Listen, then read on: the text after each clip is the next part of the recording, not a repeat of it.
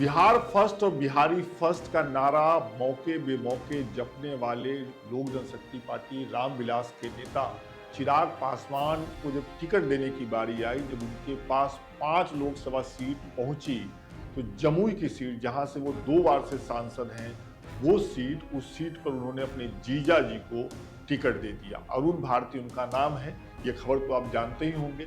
इसके आगे मैं कुछ भी कहूँ उसके पहले आप चिराग पासवान का वो भाषण सुनिए जिसमें वो अपने जीजा के साथ खड़े हैं और जमुई से क्यों किसी दूसरे कार्यकर्ता या अपनी पार्टी के नेता को टिकट न देकर के अरुण भारती को उन्होंने टिकट दिया, उसकी जो वो वजह बता रहे हैं वो सुनिए, फिर आगे की बात करते हैं। जमुई की जनता ने जितना प्यार चिराग पासवान को दिया, मुझे उम्मीद ही नहीं, पूरा विश्वास है कि मुझसे ज़्यादा प्यार और अपनापन जमुई की जनता मेरे जीजा जी अरुण भारती जी को देंगे। और इनको पार्टी के द्वारा प्रत्याशी बनाने का कारण भी यही था।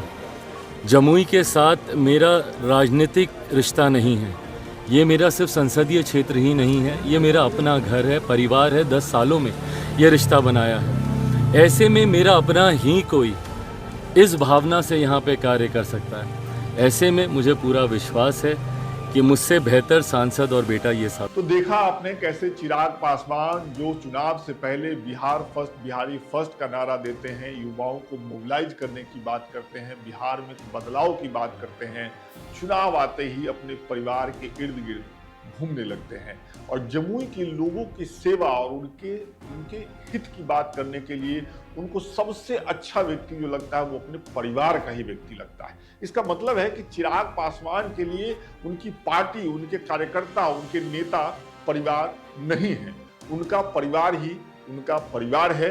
ये मैं नहीं कह रहा हूं, ये निहितार्थ है चिराग पासवान ने जो कहा अभी थोड़ी देर पहले आपने सुना उसी का। चिराग पासवान और उनकी पार्टी पर परिवारवाद का आरोप कोई नया नहीं है।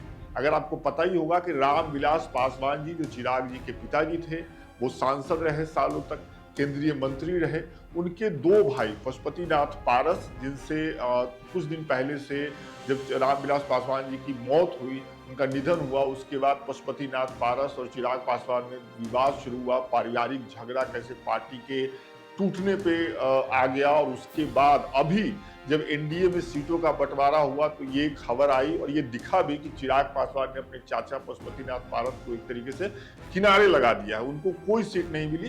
लिहाजा पशुपतिनाथ पारस जो कि केंद्र में केंद्रीय मंत्री थे, तब तक लग रहा था कि उनके पास अपने भतीजे पे अपर हैंड है, उनको इस्तीफा देना पड़ा और उनका भी क्या होगा फिलहाल ये साफ नहीं है।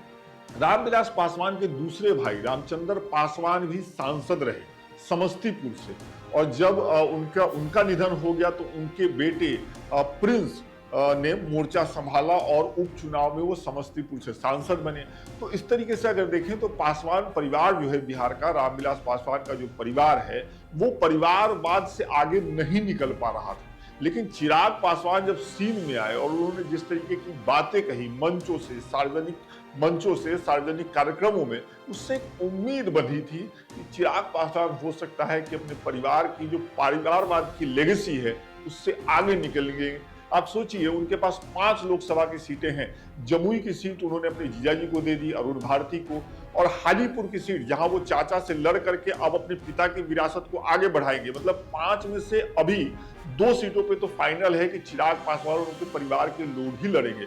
ऐसा भी कहा जा रहा है कि समस्तीपुर से चूंकि उनके चचेरे भाई प्रिंस राज सांसद हैं और समस्तीपुर की सीट अब चिराग पासवान के पास है, तो ऐसा कहा जा रहा है कि दोनों भाइयों में कुछ समझौता हो जाए और वो सीट भी एक बार फिर चिराग पासवान के परिवार में ही चली जाए। तो चिराग जी ऐसे कैसे चलेगा? बात तो बिहार फर्स्ट बिहारी फर्स्ट की करते हैं, लेकिन जब टिकट देने की बारी आई तो 5 लोकसभा सीटें आपके पास थी और 2 सीटें अभी तक जो घोषणा आपने की है, माफ करिएगा, उसके मुताबिक आपके परिवार में ही चली गई। तो ऐसे कब तक चलता रहेगा, इसको भी जरा देखिए। अगर आप चुनाव में मौका देंगे अपने कार्यकर्ताओं को, अपने पार्टी के दूसरे नेताओं को परिवार से बाहर निकल करके, तो उससे भी आपके नारे बिहार फर्स्ट और बिहारी फर्स्ट को ही मजबूती मिलेगी। तो ये खबर कहें, थोड़ी सी जानकारी कहें और थोड़ा सा विश्लेषण भी आपके लिए। अगर आपने ये खबर पढ़ी है कि जमुई से चिराग पासवान के जीजा जी चुनाव लड़ने वाले हैं, उम्मीदवार घोषित हो चुके हैं एनडीए के, तो आपका कैसा लगा बिहार के होने के नाते, बिहार के बाहर के होने के नाते कमेंट करके जरूर बताइएगा। इस खबर में, इस विश्लेषण में फिलहाल इतना ही। दूसरी खबरों के लिए, विश्लेषण के लिए और चुनाव की और खबरों के लिए देखते रहिए लोकमत हिंदी डिजिटल।